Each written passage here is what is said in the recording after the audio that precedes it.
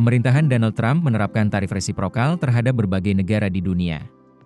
Tujuan utamanya adalah untuk mengatasi defisit perdagangan Amerika Serikat dan meningkatkan lapangan kerja di dalam negeri.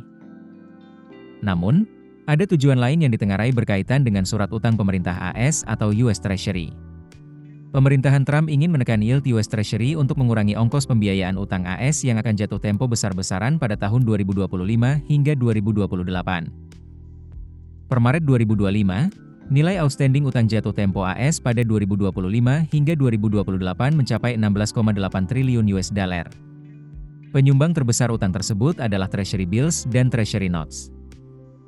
Kewajiban AS yang jatuh tempo pada 2025 hingga 2028 tersebut setara dengan 46,4% dari keseluruhan utang nasional AS.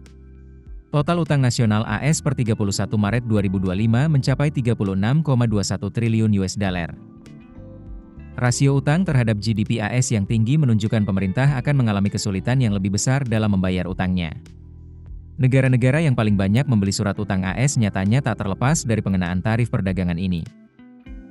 Di tengah memanasnya perang tarif antara AS dan China, yield USD menunjukkan kenaikan.